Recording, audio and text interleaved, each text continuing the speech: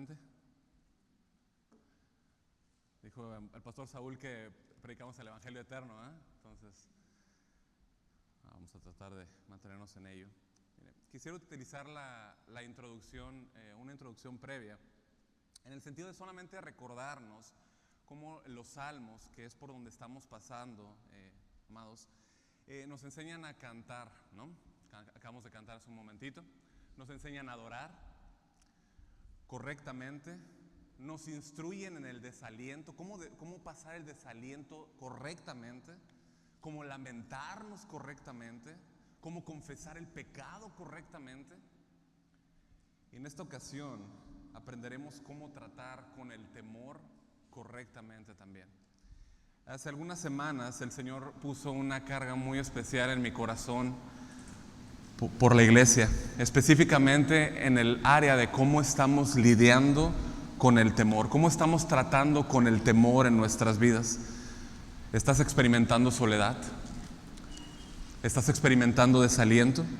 ¿Te has sentido abrumado en algún punto por las cosas que suceden a tu alrededor, quizá al límite de caer en la desesperación? Todos nosotros enfrentamos situaciones que nos sobrepasan. En muchas ocasiones nos sentimos incluso paralizados ante el temor a causa de todo lo que vemos y oímos a nuestro alrededor, incluso en la ciudad en la que vivimos. Cada día tenemos luchas feroces con enemigos que parecería que van a devorarnos. Enfrentamos a un enemigo que odia nuestras almas por seguir a Cristo y quiere poner temor en nosotros. Encaramos un mundo hostil que trata de seducirnos con sus deleites y nos quiere vender la idea que si no seguimos sus deseos, viviremos en temor e infelices. Y además de esto, tenemos a nuestro peor enemigo. ¿Sabe quién es nuestro peor enemigo? Además de Satanás, además del mundo. Yo mismo. Yo mismo. Sí. Esta carne que nos quiere llevar a pecar, a intentar hacer las cosas por sí misma, en vez de depender y confiar en Dios. Pero en medio de todo esto, el Señor quiere que nuestra fe crezca.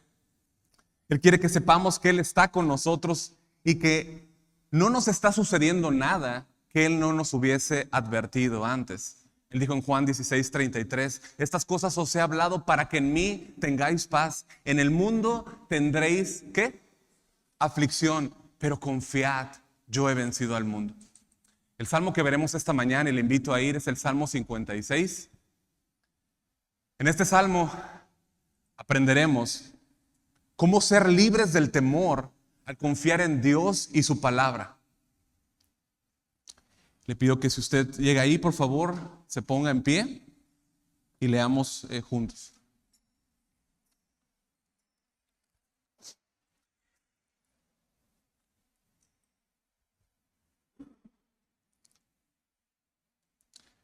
Dice la palabra de Dios: ten misericordia de mí, oh Dios, porque me devoraría el hombre. Me oprime combatiéndome cada día. Todo el día mis enemigos me pisotean, porque muchos son los que pelean contra mí con soberbia. En el día que temo, yo en ti confío. En Dios alabaré su palabra. En Dios he confiado, no temeré. ¿Qué puede hacerme el hombre? Todos los días ellos pervierten mi causa. Contra mí son todos sus pensamientos para mal. Se reúnen, se esconden, miran atentamente mis pasos como quienes acechan a mi alma. Pésalos según su iniquidad, oh Dios, y derriba en tu furor a los pueblos. Mis huidas tú has contado. Pon mis lágrimas en tu redoma. ¿No están ellas en tu libro? Serán luego vueltos atrás mis enemigos el día en que yo clamare. Esto sé, que Dios está por mí. En Dios alabaré su palabra, en Dios su palabra alabaré. En Dios he confiado, no temeré. ¿Qué puede hacerme el hombre? Sobre mí, oh Dios, están tus votos. Te tributaré alabanzas porque has librado mi alma de la muerte y mis pies de caída, para que ande delante de Dios en la luz de los que viven. Oremos. Señor, te damos muchas gracias por esta mañana. Señor, tú conoces cada corazón aquí. Todo está desnudo delante de ti, Señor. Tú todo lo sabes. Estoy seguro, Señor, que tú quieres hablarnos. Estoy seguro que tú quieres edificarnos, construirnos, Señor, por dentro. También guiarnos, Señor, con tu mano y tratar con nosotros en aquellas áreas, Señor, en las que estamos, Señor, teniendo temor. Pedimos que nos ayudes, Señor, que tú hables a tu iglesia y que tú seas muy glorificado, Señor. Que nuestro Señor Jesús sea glorificado esta mañana. Nadie más, Señor. Ayuda al predicador, por favor, y Dios, danos gracia. Te lo pedimos en el nombre de Cristo Jesús. Y su iglesia dice, amén. Amén. ¿Puede tomar asiento, por favor? Bueno, lo primero que nosotros vemos aquí en este salmo, lo cual vamos a llamar el Salmo 0, ¿no? O el versículo 0. Este comienza diciendo, si ustedes pueden ver su Biblia, dice, al músico principal sobre la paloma silenciosa en paraje muy distante, Mictán de David, cuando los filisteos le prendieron en Gat. Es muy probable que la paloma silenciosa fuese la melodía que se usase para cantar este salmo. Algunas personas creen o ubican también esto con una paloma en un lugar aislado o paraje distante. Y lo que hacen es relacionarlo estrechamente con David, ¿no? David está lejos de su ciudad en Israel, está en problemas y aún así, bueno, es lo que vamos a ir desarrollando. Esto lo vemos en 1 Samuel 21, ¿no? Él está lejos, ¿no? Pero es muy probable que realmente cuando lo que se está refiriendo aquí sea más que nada el tono de la canción, ¿no? El tono en el que está el canto. Ahora vemos que el Salmo dice que está dirigido al director del coro. Y esto podría tratarse de algún líder de alabanza dentro de los levitas, o podría tratarse de Dios mismo. Él es el director principal. Él creó la música. Amén. Él creó la música. También nos dice que es un Mictán de David. Y de hecho, si ustedes ven sus Biblias, los siguientes 4 salmos va a decir Mictán de David, Mictán de David, Mictán de David, ¿no? Aunque el término es incierto, gente lo conecta con el significado de dorado o también grabado. Es decir, como un salmo precioso o valioso, ¿no? Que debía ser estampado, algo guardado, ¿no? Pero nuevamente, esto es inseguro, entonces pues, no lo sabemos, ¿no? La enseñanza para nosotros de este salmo, lo que sí sabemos es que es preciosísima y muy valiosa. Y lo último que nos dice acerca del contexto es cuando los filisteos le prendieron en Gat. Y esto lo que habla o trata es de la historia que muchos de ustedes ubican ahí en el primer libro de Samuel, capítulo 21. Para ese entonces David ya había sido ungido como rey en Israel. Pero Saúl, él que era el actual rey de Israel, buscaba su vida para tomarla. Él, asustado y temeroso, lo que hace es que huye a Nob, donde está el sacerdote Ahimelech, y le miente diciendo que Saúl lo había enviado en una misión. El asunto es que ese día que él llega ahí, hay un siervo de Saúl llamado Doeg, ¿no? Y cuando David lo ve, bueno, vemos que David teme por lo que él pueda decir, ¿no? a Saúl, y él huye hasta Gat. Ahora, esta ciudad de Gat, si ustedes ubican, es una ciudad filistea. ¿Quién vivía ahí? ¿Se acuerdan? Goliat, ¿no? Era la ciudad de Goliat, ¿no? Era la cuna de Goliat, ¿no? A quien David le había cortado la cabeza en el capítulo 17. De modo que no era como que David iba a entrar por las puertas y le iban a hacer una fiesta, ¿no? Para nada, ¿no? Lo iban a recibir de una manera muy difícil, ¿no? Ahora, ¿por qué fue David ahí? No lo sabemos. Quizás sea el lugar menos pensado por Saúl donde lo encontraría, ¿no? Lo que sí podemos notar, iglesia, es que el temor nos puede llevar a hacer locuras muchas veces. Y esto fue lo que sucedió con David. Él entra a la ciudad de su enemigo y además lo hace con una espada, ¿no? Él había tomado una espada que le había dado el sacerdote Ahimelech, que no era muy pequeña, que digamos, ¿no? A esta ciudad, ¿no? O sea, ve hasta dónde llega, hasta dónde puede llegar la desesperación y nos puede guiar a hacer cosas locas, ¿no? O sea, él llega a una ciudad donde, de sus enemigos, y llega con una espada, que es del gigante al que le había cortado la cabeza, ¿no? Una vez que él entra en la ciudad filistea, la gente lo reconoce y lo lleva de inmediato ante el rey Aquis y le pregunta: hey, rey Aquis, ¿no es este del que decían las danzas, Saúl hirió a sus 1000 y David a sus 10,000? En ese momento David comienza a actuar como loco. Deja que su saliva corra por su barba y con sus dedos empieza a rayar las puertas, ¿no? Cuando el rey Aquis lo mira, dice: ¿otro loco? ¿Para qué otro loco? No me traigan otro loco, tengo suficientes, ¿no? Y se fue. Y así fue como David logra salvar su vida en aquella ocasión. Pero estaba aterrado, casi pierde su vida. Es muy probable que ninguno...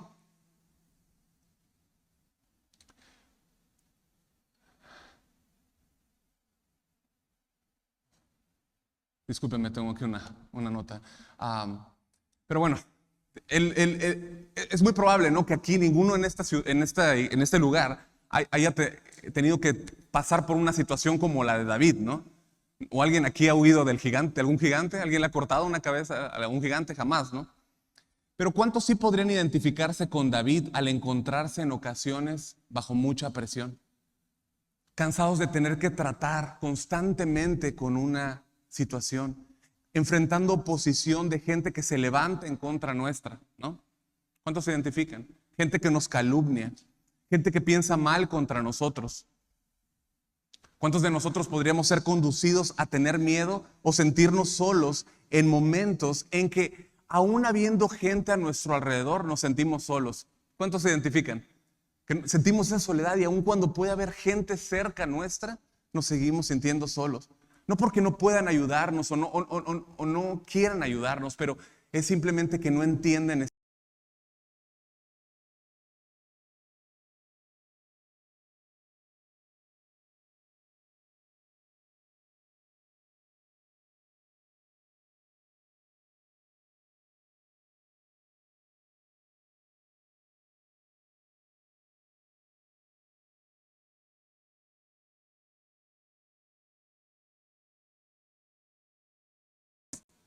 David nos enseña en el versículo 1 que tenemos que buscar la misericordia de Dios.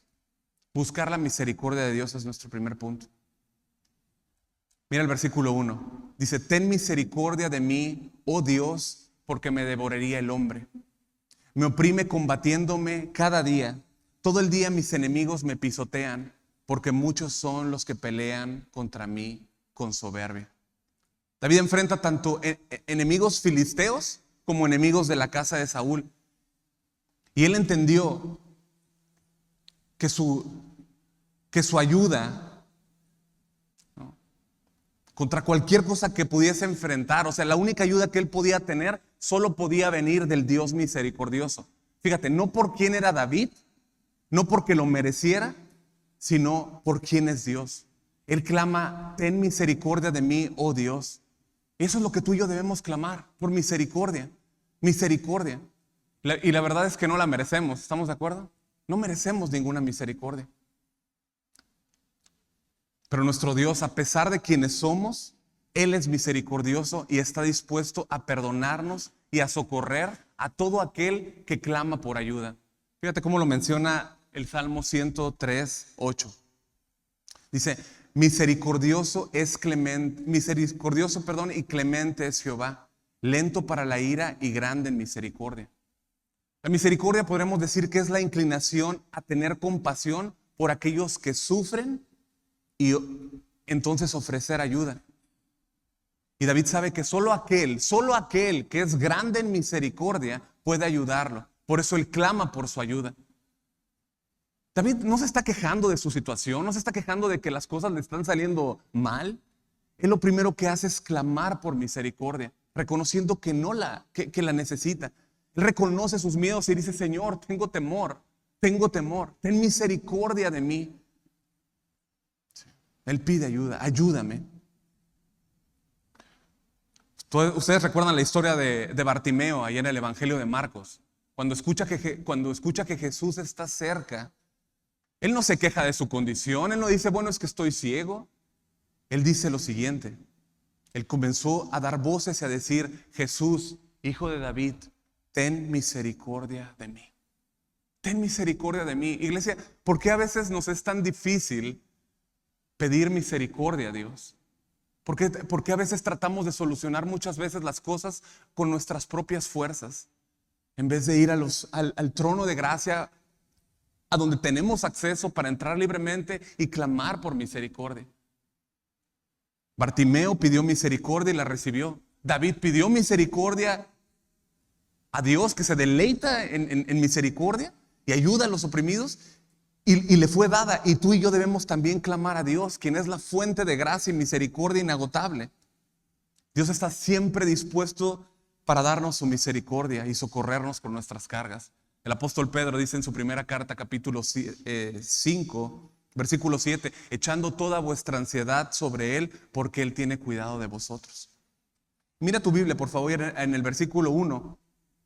David sabe que si Dios no lo ayuda, sus enemigos lo devorarían. Este David es el que en una ocasión peleó contra un oso, ¿lo recuerdan? En una ocasión peleó contra un león.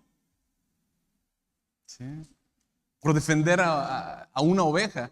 Y él sabe que sus enemigos están dispuestos también a tragarlo, pero él no pone sus ojos en ellos. Él mira a Dios y sabe que Él lo defenderá y lo librará, porque Él es oveja.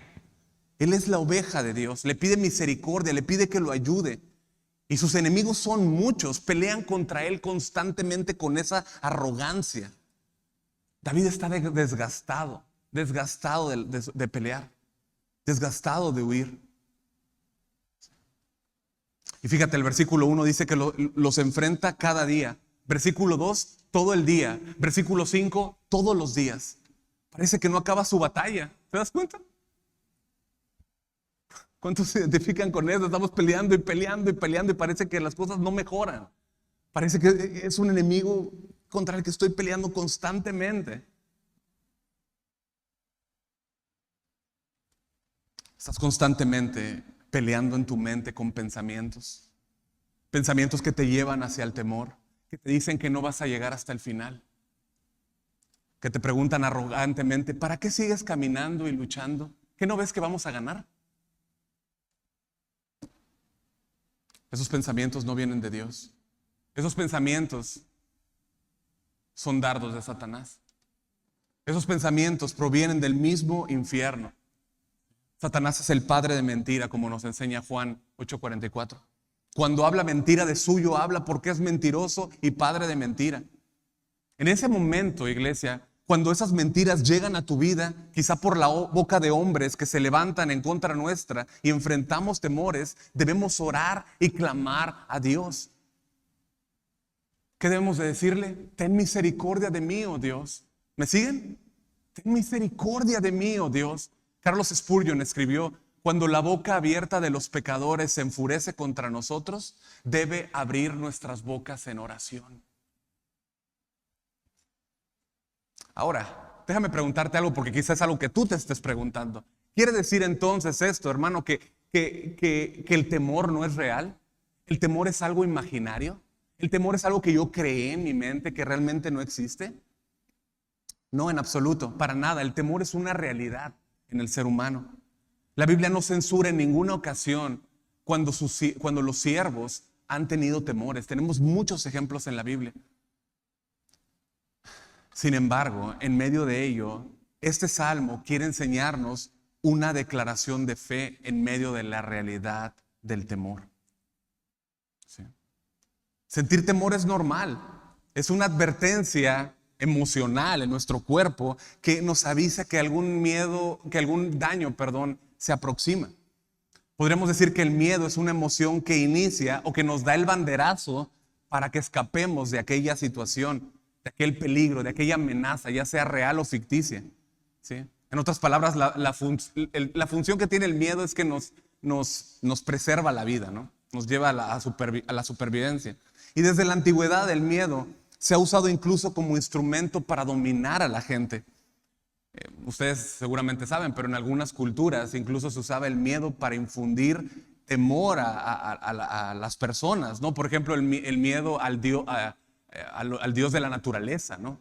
O el miedo al Dios del fuego, al miedo, miedo a los desastres, ¿no? A las destrucciones. El punto es este: el ser humano experimenta temor, y David, igual que tú y que yo, pues no somos la excepción, experimentamos temor. Por eso el versículo 3 dice: el día en que temo, yo en ti confío. El día en que temo, yo en ti confío. David había matado un oso, un león, y después de haber peleado con el gigante, no niega que tiene miedo. No niega que tiene miedo. Él usa la misma palabra aquí en miedo que se usa allá en primer libro de Samuel, capítulo 21, cuando dice: y David puso en su corazón estas palabras y tuvo gran temor del rey Aquis en Gat, ¿no? Y mira conmigo el versículo 4, ¿no? Y también el versículo 11, cuando menciona David temor, hace una pregunta. ¿Cuál es la pregunta? ¿Qué puede hacerme el hombre? ¿Qué puede hacerme el hombre? Ahora, la respuesta es práctica e inmediata. ¿Cuál es? Mucho daño. ¿Estamos de acuerdo? Podemos sufrir daño, ¿sí? Los hombres pueden atacarnos, pueden calumniarnos, pueden robarnos, pueden incluso matarnos, ¿sí? David no está diciendo que no tiene temor. Él es muy honesto. Él dice: tengo temor, pero yo confío en Dios, ¿sí? Él nunca dice: yo no tengo miedo. De una manera, yo crecí los primeros años de mi cristianismo alrededor de una forma de pensar similar a esto, ¿no? Que no se puede tener temor. Que si alguien se acercaba a mí y pedía algún consejo, estábamos hablando de alguna situación, yo le decía: no, es que no tienes que tener miedo, no debes de tener miedo, ya me arrepentí, ¿no? ¿Por qué? Porque veo en la Biblia que el temor es legítimo tener temor, ¿sí? Y si David tuvo miedo, yo también puedo tener miedo en ocasiones. Hay un temor a lo que puede suceder, ¿cierto o no? ¿Cuántos preocupones hay aquí? No levanten la mano, pero no. Gente puede aprovecharse de nosotros, gente puede cometer fraude contra nosotros, ¿no? En un matrimonio puede haber un temor, ¿no? A que haya alguna infidelidad, ¿no? Y eso puede causar temor. Puede haber temor hacia una enfermedad, puede haber temor a la muerte. Apenas escuchamos que viene un huracán categoría 10 y tenemos miedo.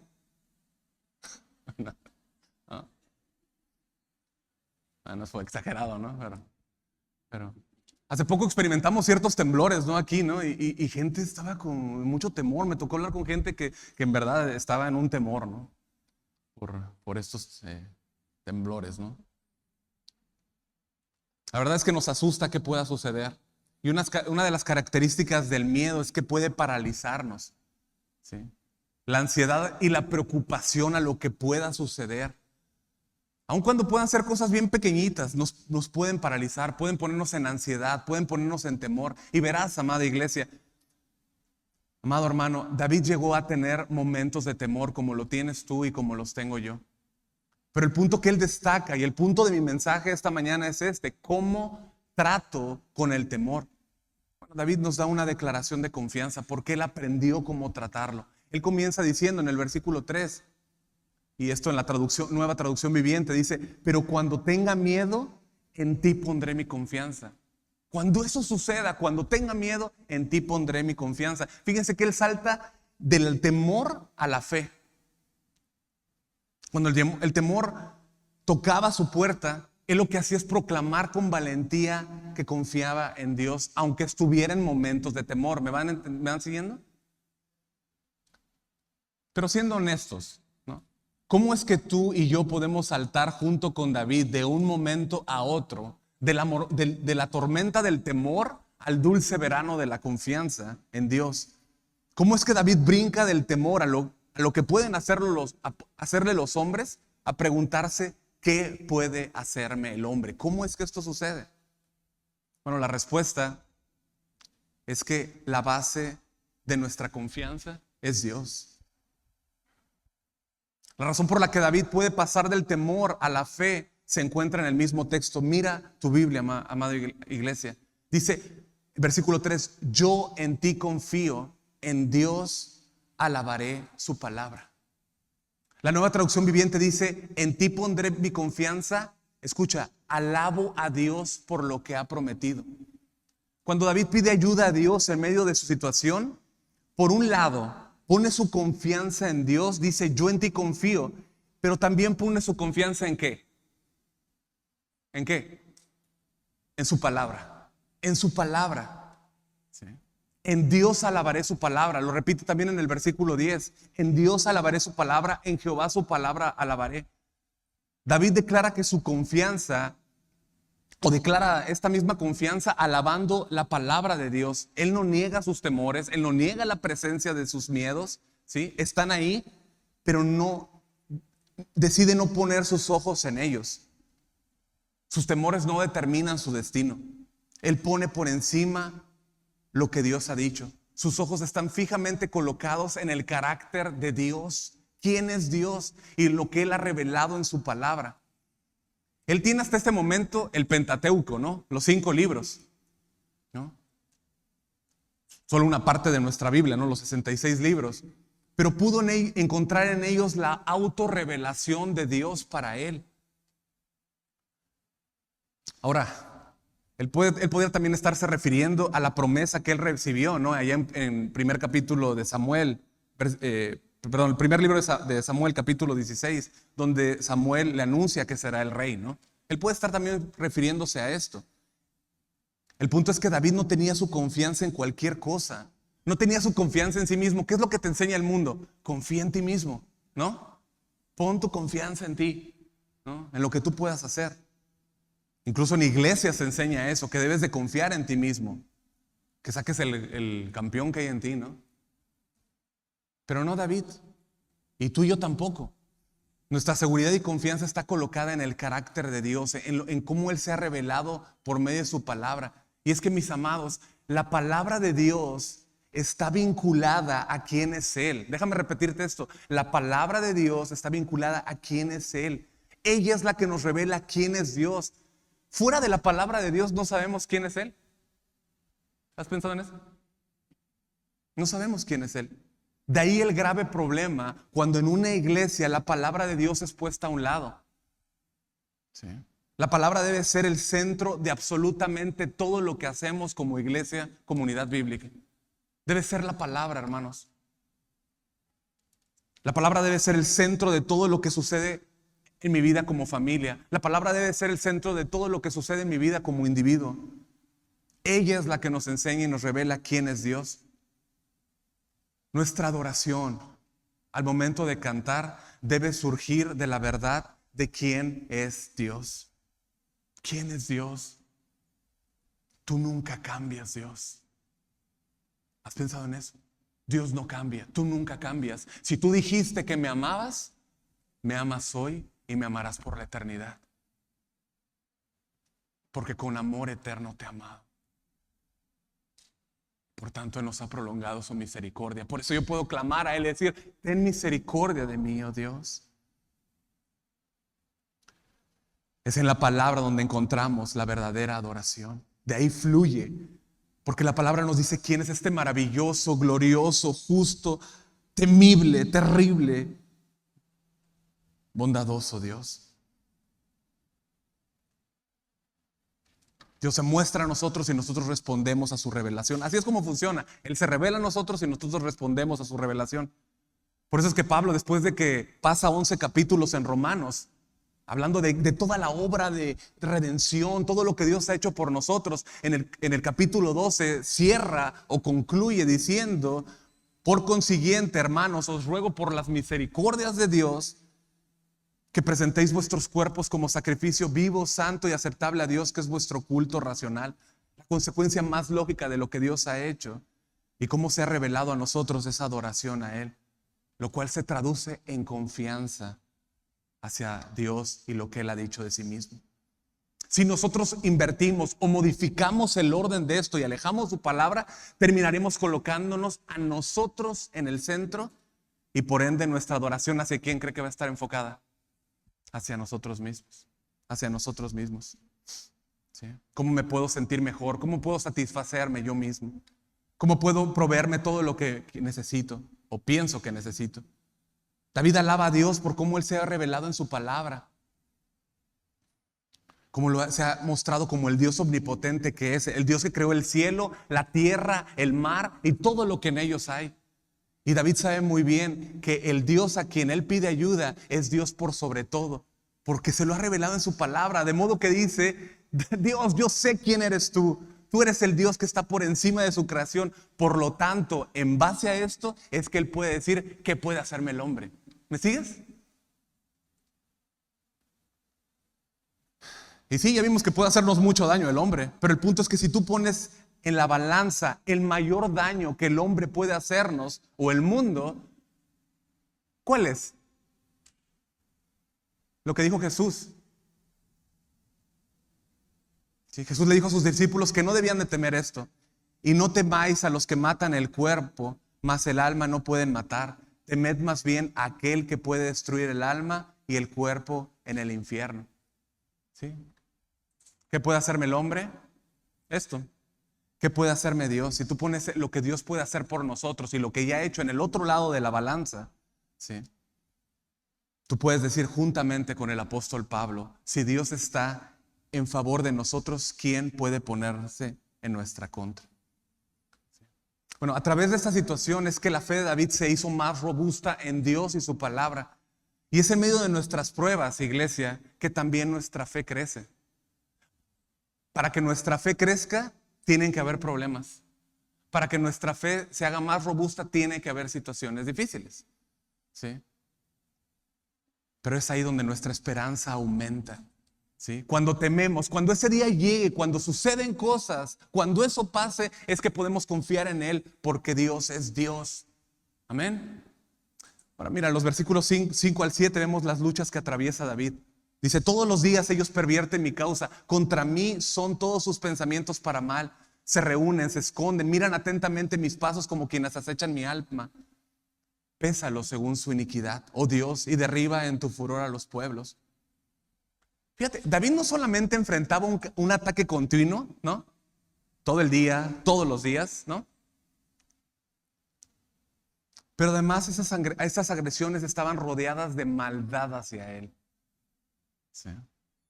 Sus enemigos lo calumniaban.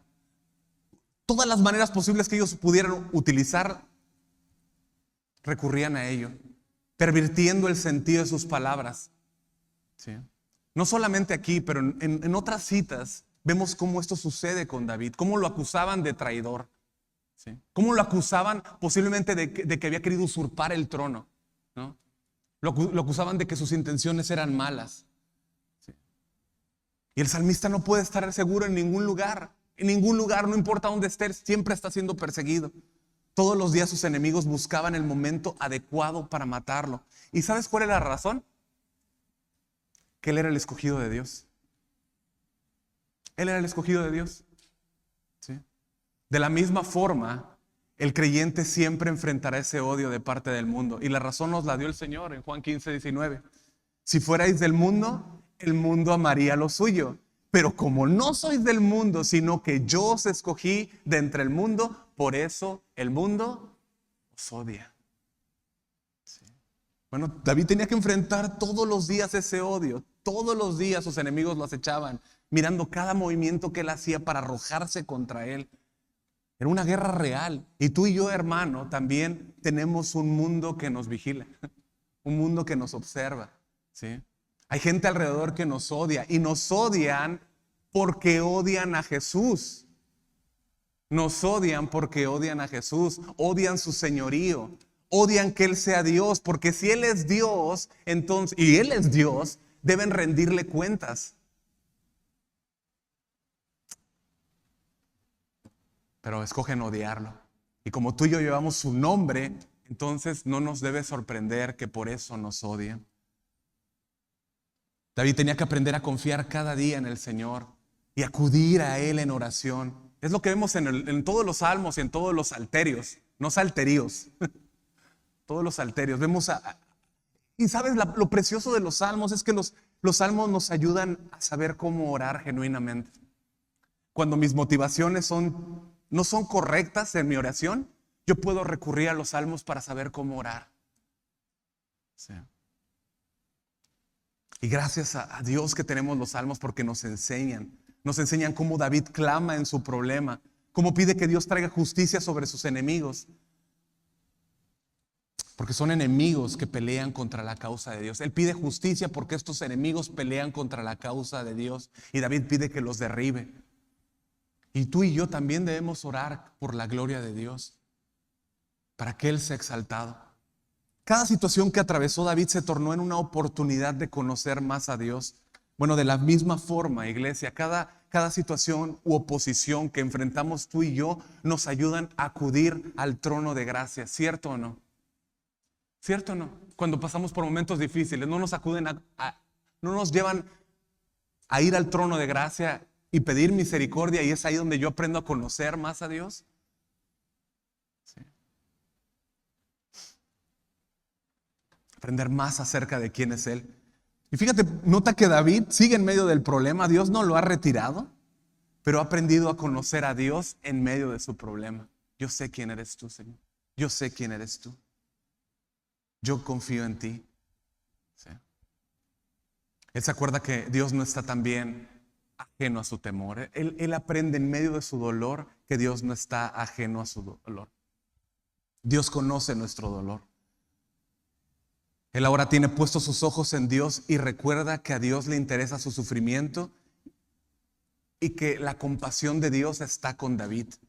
Ve el versículo 8 y 9, por favor. Dice: mis huidas tú has contado. Pon mis lágrimas en tu redoma. ¿No están ellas en tu libro? Serán luego vueltos atrás mis enemigos el día en que yo clamare. Esto sé que Dios está por mí. Fíjense, este es uno de los versículos más hermosos de los Salmos. Dice: mis huidas tú has contado. Pon mis lágrimas en tu redoma. Tú has contado yo ya he huido tanto que ya no sé ni por dónde he andado, dice David. Pero tú sí sabes.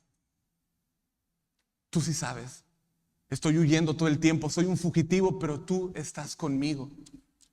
Tú lo sabes todo. David está completamente solo. Gente lo persigue. Todavía no ha llegado a la cueva de Adulam, que está en el capítulo 22. No ha llegado ahí todavía. Él está vagando, él está solo, vagando. Y sus lágrimas han sido tantas que ya no puede contarlas. Carga una soledad dolorosa. Pero ahora recuerda que no está solo, que Dios está con él. Lo ha acompañado en cada paso. Pero no solo eso, Dios también ha contado cada lágrima al estar con él.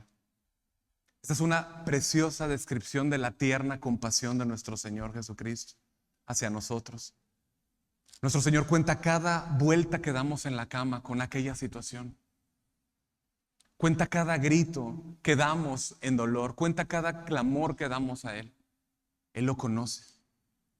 Cada preocupación que nos quita el sueño. A Él le interesan nuestras lágrimas. De tal manera que le podemos decir, como David, que Él las guarda en su redoma. Fíjense, una redoma era un frasco de cristal o de arcilla, ¿no? Y en ocasiones por el calor que en la tierra, el clima árido donde estaban ellos, guardaban líquidos valiosos como la leche, el vino o el agua en estos frascos para que fueran conservados. Eran líquidos muy preciosos, ¿no? David sabía que para Dios cada lágrima era valiosa. ¿Sí? Spurgeon dijo: sus dolores eran tantos que se necesitaría un gran odre para contenerlos a todos. La redoma también podía hacer alusión a una costumbre antigua en la cual cuando una persona moría y se guardaba luto, esas lágrimas eran guardadas en ese frasco y se entregaban a la persona que murió como un memorial de aquellas personas que habían llorado por él. ¿No? Para Dios cada lágrima de nuestro sufrimiento está contada en su libro, así como nos enseñó. También Él dijo que cada uno de nuestros cabellos está contado. Él también conoce todas nuestras lágrimas. ¿sí? Dios puede entender tu dolor, puede compadecerse porque su hijo experimentó también angustias, ¿sí?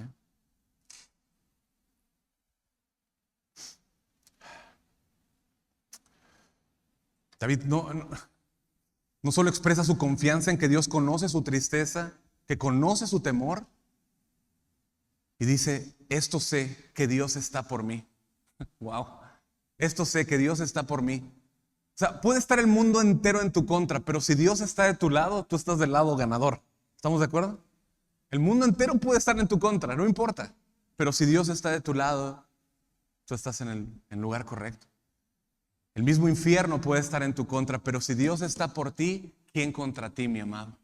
¿Sí? Y nuevamente es que Dios entiende el dolor porque el Padre entiende nuestro dolor porque su Hijo experimentó angustias y lágrimas y soledad por nosotros y en lugar de nosotros para salvarnos, ¿sí? Para comprarnos, para llevarnos a casa. Aquellos que hemos sido salvados por Él somos el fruto de su aflicción, de nuestro Señor, como dice Isaías 53:11. Verá el fruto de la aflicción de su alma y quedará satisfecho. Y hasta ahí. Dios está por los suyos. Pero fíjate, Dios está por los suyos, pero eso no es jamás lo que sucederá con sus enemigos. Jamás sucederá esto con sus enemigos. Sí. Dice el versículo 9, dice derríbalos, ellos serán vueltos atrás, ¿no? Ellos serán vueltos atrás. ¿Ustedes recuerdan aquella ocasión cuando Jesucristo iba a ser arrestado? Fue arrestado. Y Él dijo en Juan 18:6, yo soy. Y ellos retrocedieron y cayeron a tierra. ¿Se acuerdan? Bueno, un día sus enemigos, todos aquellos que rechazaron a Jesús, van a caer y no se levantarán jamás. ¿Sí? Su caída será eterna en el infierno. Y el tiempo de misericordia para todos sus enemigos es hoy. ¿Sí? El tiempo en el que puedes llorar por tu pecado y venir a Él en arrepentimiento y fe es hoy. ¿Sí? Tú que escuchas el mensaje, ¿sí?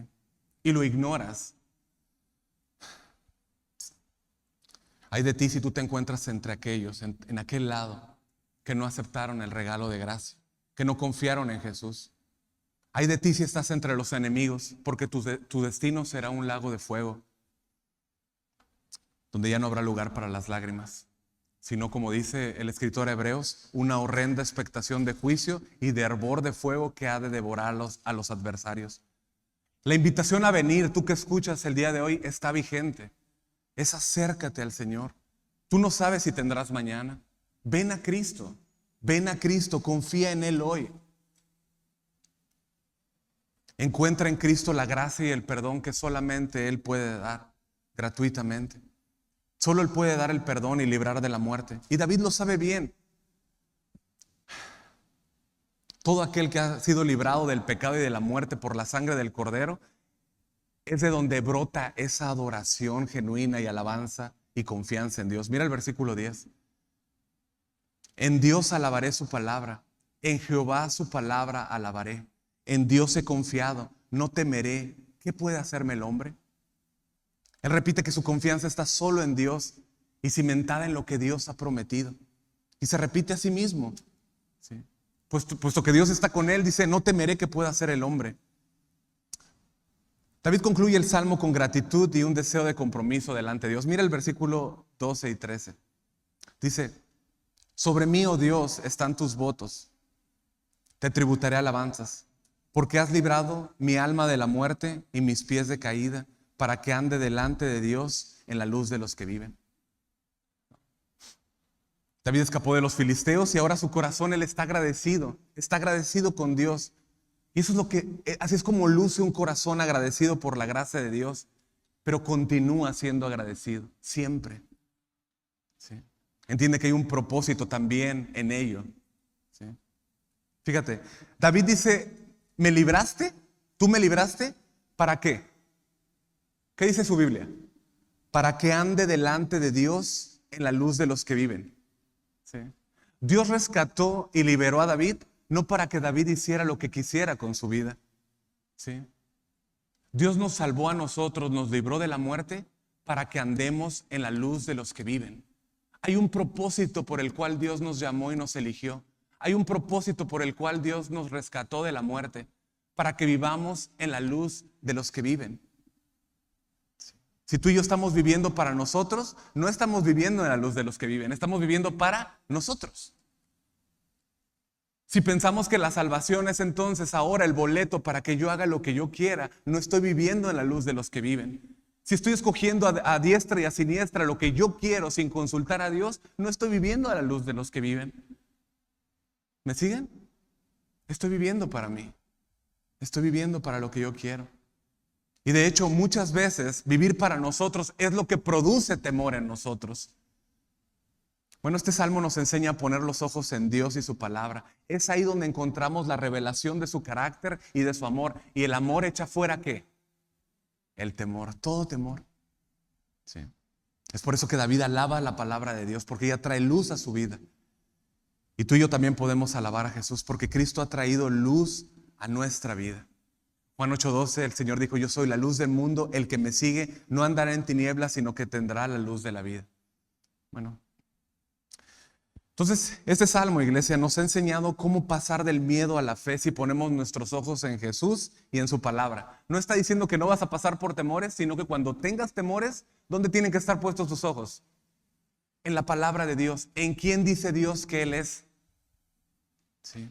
Todo aquel que confía está seguro en Cristo, y ningún temor, ningún infierno, ningún diablo o enemigo podrá separarnos del amor de Dios. Y yo quisiera que concluyamos leyendo la palabra de Dios. ¿Les parece? Quiero que concluyamos leyendo la palabra de Dios, que sea ella por medio del Espíritu Santo quien traiga confianza a nuestro corazón en lo que Él ha prometido, y que el amor de Cristo, su palabra, eche fuera todo temor de nuestras vidas. Y lo quiero hacer con el apóstol Pablo. Usted puede leer en la pantalla. Es la Nueva Traducción Viviente. Dice Romanos 8:29. Pues Dios conoció a los suyos de antemano y los eligió para que llegasen a ser como su Hijo, a fin que su Hijo fuera el hijo mayor de muchos hermanos. Después de haberlos elegido, Dios los llamó para que se acercaran a Él, y una vez que los llamó, los puso en la relación correcta con Él, y luego de ponerlos en la relación correcta con Él, les dio su gloria. ¿Qué podemos decir acerca de cosas tan maravillosas como estas? Si Dios está a favor de nosotros, ¿quién podrá ponerse en nuestra contra? Si Dios no se guardó ni a su propio Hijo, sino que lo entregó por todos nosotros, ¿no nos dará también todo lo demás? ¿Quién se atreve a acusarnos a nosotros, a quienes Dios ha elegido para sí? Nadie, porque Dios mismo nos puso en la relación correcta con Él. Entonces, ¿quién nos condenará? Nadie, porque Cristo Jesús murió por nosotros y resucitó por nosotros y está sentado en el lugar de honor a la derecha de Dios e intercede por nosotros. ¿Acaso hay algo que pueda separarnos del amor de Cristo? ¿Será que Él ya no nos ama si tenemos problemas o aflicciones? Si somos perseguidos o pasamos hambre, o estamos en la miseria o en peligro o bajo amenaza de muerte. Como dicen las Escrituras, por tu causa nos matan cada día, nos tratan como ovejas en el matadero. Y Él responde: claro que no. Claro que no. ¿Será que Él ya no nos ama? Claro que no. ¿Acaso hay lo que pueda separarnos del amor de Cristo? Claro que no. A pesar de todas estas cosas, nuestra victoria es absoluta por medio de Cristo, quien nos amó. Y estoy convencido de que nada podrá jamás separarnos del amor de Dios. Ni la muerte, ni la vida, ni ángeles, ni demonios, ni nuestros temores de hoy, ni nuestras preocupaciones de mañana, ni siquiera los poderes del infierno pueden separarnos del amor de Dios. Ningún poder en las alturas ni en las profundidades, de hecho, nada en toda la creación, incluyéndote tú mismo, podrá separarnos del amor de Dios que está revelado en Cristo Jesús, Señor nuestro. Amén.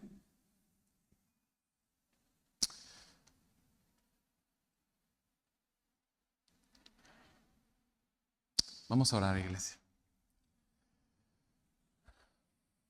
Señor, te damos muchas gracias. Gracias por tu palabra. Gracias porque es tu palabra en la que encontramos consuelo. Gracias porque es en tu palabra, Señor, la que encontramos el auxilio. Señor, cuando pasamos a través de este salmo y vemos diferentes versículos, vemos que tú estás en medio de este salmo. Tú fuiste quien fue perseguido, contra ti pelearon, contra ti pervirtieron tu causa, es decir, cambiaron el sentido de tus palabras cuando dijiste que ibas a destruir el templo, hablando de tu, es decir, que tu cuerpo, que moriría, Señor. Ellos tergiversaron las palabras pensando que tú ibas a destruir el templo, Señor. Pero también nosotros vemos, Señor, que eres tú, Señor, el que fue librado de la muerte, el que resucitó. Fuiste tú el que resucitaste. Y en tu resurrección nosotros hallamos la victoria. Hemos muerto contigo y hemos resucitado contigo, Señor. Somos tuyos. Por eso, Señor, no tenemos que temer. No tenemos que tener ningún temor. Señor, ayuda a cada corazón aquí esta mañana. Tú conoces cada situación por la que estamos pasando. Tú conoces, Señor, cada cosa. Pero también, Señor, tú eres poderoso para liberarnos, Señor. Ayúdanos a poner nuestros ojos en ti, Señor. Y que podamos salir de este lugar diciendo una cosa. Quizá no sé mucho de muchas cosas, pero esto sé, que Dios está por mí. Esto sé, que Dios está por mí. Y si Dios está conmigo, ¿quién contra mí? Tú eres mi Salvador, Señor. Eres nuestro Salvador. Y te amamos, Señor, y sabemos que estamos seguros en tu mano, Señor. Que tú nos llevarás a casa, Señor. Te alabamos, Señor, y te bendecimos, Señor. Sabemos que tú nos llevarás contigo. Que estaremos contigo, Señor, muy pronto, Señor. Te damos toda la gloria y toda la honra a ti, Señor. Permítenos vivir en la luz de los que viven para ti, Señor, de cara a ti, Señor. En el nombre de Jesús, Señor, te damos muchas gracias. Amén. Amén. Amén. Muchas gracias, iglesia, por su paciencia. Que Dios los bendiga.